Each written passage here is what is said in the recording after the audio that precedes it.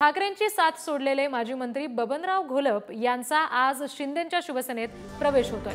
शिर्डीच्या संपर्क प्रमुख पदावरून त्यांना हटवलं होतं आणि त्याच्यामुळे बबन घोलप नाराज होते। सातत्याने ती नाराजी त्यांनी व्यक्त सुद्धा केली आणि नाराजीतूनच बबन घोलप यांनी ठाकरेंच्या शिवसेनेतून राजीनामा दिला होता आणि आज संध्याकाळी ते शिंदेंच्या शिवसेनेत प्रवेश करतात। बबन घोलप यांनी यापूर्वी मुख्यमंत्री एकनाथ शिंदे यांच्यासह भाजपच्या प्रमुख नेत्यांची भेट सुद्धा घेतली होती। घोलप हे 5 वेळा विधानसभेवर निवडून गेले। समाज कल्याण मंत्री म्हणून त्यांनी कारभार देखील पाहिलाय। लोकसभा निवडणुकीच्या पार्श्वभूमीवर ठाकरेंच्या शिवसेनेला मोठा धक्का बसलेला आहे। बबन घोलप जे माजी मंत्री आहे, ठाकरेंच्या शिवसेनेचे निष्ठावंत कार्यकर्ते पदाधिकारी म्हणून ओळखले जात होते, ते बबन घोलप आज शिंदेंच्या शिवसेनेमध्ये प्रवेश करताय। नाना, काय नेमकं कारण आहे शिंदेंच्या शिवसेनेत प्रवेश करण्याचं? माझ्यावर जो अन्याय झाला तो मी आधी सांगितलेला आहे। त्या अन्यायाला वाचा फोडण्यासाठी रितशीर जेवढे प्रयत्न असतात ते मी केलेले आहे। उपनेतेपदाचा राजीनामा दिला, शिवसैनिक पदाचा राजीनामा दिला, परंतु मला काही न्याय मिळेल अशी काही आशा आता शिल्लक राहिलेली नाही। आणि मग आपण घरी बसण्यापेक्षा जे कार्यकर्ते आपल्या भरोशावर आहे, जो समाज आपल्या भरोशावर आहे, त्याला न्याय मिळाला पाहिजे म्हणून मी शिंदे गटामध्ये प्रवेश करतो आहे। मी लोकसभा निवडणूक शिर्डीमधून देखील इच्छुक होतात, मात्र काही कोर्ट कचेरी असल्यामुळे ती जी शक्यता होती ती काही अंशी दूर झाली। मात्र दुष्काळी दौरा करण्यासाठी आलेले उद्धव ठाकरे, त्याच दरम्यान भाऊसाहेब वाकचौरे यांना बळ देण्यात आलं। तुम्ही मात्र त्यावेळेला पाठीमागे दिसलात। मिलिंद नार्वेकर त्यावेळेला महत्त्वाची भूमिका बजावत होते, त्यावेळेला देखील तुम्ही नाराजी व्यक्त केली होती। त्यानंतर तुमची नाराजी दूर झाली नाही? तीच नाराजी माझी महत्त्वाची आहे, कारण मला तुम्ही घरी बोलून सांगितलं की आता आपल्या पक्षाला फार मोठं खिंडार पडलेलं आहे, 40 आमदार गेले, 13 खासदार गेले, आता आपला पक्ष मजबूत करायचा आहे, तुम्ही नगर जिल्ह्याची जबाबदारी सांभाळा, तुम्ही संपर्क प्रमुख व्हा। मी सगळं तयार झालो आणि मी 13 महिने प्रामाणिकपणे काम केलं, 5-25 शाखांचं उद्घाटन केलं, अतिशय व्यवस्थित काम सुरू होतं।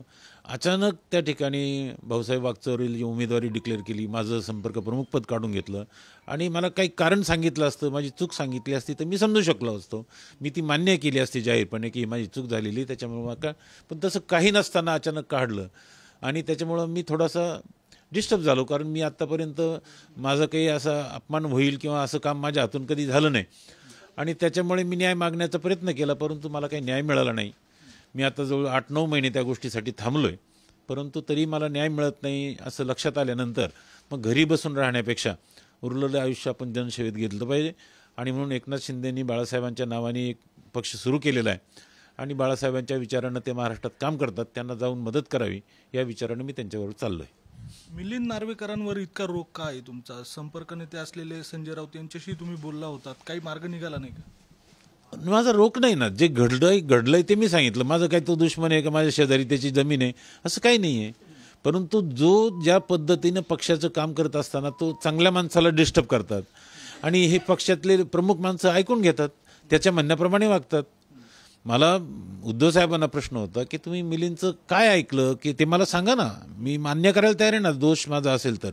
मी इथून जाऊन येऊन एवढा खर्च करून तिथं शाखा उघडतोय, रोज जातो माझ्या खर्चाने, मला काही वरून काही कोणी देत नव्हतं। हे 13-14 महिने मी तिथं काम करतो आणि अचानक तुम्ही एका दिवसात मला तिथून काढताय आणि मिलिंद सांगतो ते ऐकतायत। मिलिंद त्याला असं घेऊन फिरतोय तिथं विमानतळाच्या इकडे तिकडे, ते लक्षात आल्यावर माझ्या लक्षात आलं की इथं माझी आवश्यकता संपलेली आहे आणि मग मी माझा निर्णय घेतला। शिंदे साहेबांनी काही शब्द दिले आहे का? कारण नाशिकची जागा देखील अजून डिक्लेअर व्हायची बाकी आहे, शिर्डीची जरी झाली असली तरी उत्तर महाराष्ट्रामध्ये तुमचा मोठा जनसंपर्क आहे। नाही, अजून त्या विषयावर आमची काही चर्चा झाली नाही। पहिल्यांदा मला कुठल्या अटी शर्तीवर मी प्रवेश करत नाही आहे, मी एकदा प्रवेश करील, त्यांच्याशी चर्चा करील आणि नंतर उत्तर महाराष्ट्र नाही, मला संपूर्ण महाराष्ट्राच्या राजकारणाची पूर्णपणे जाणीव आहे। प्रत्येक विधानसभेच्या 288 मतदारसंघाचा माझा अभ्यास आहे, 48 लोकसभा मतदारसंघाचा माझा अभ्यास आहे, निश्चितपणानं माझी मदत त्यांना होईल।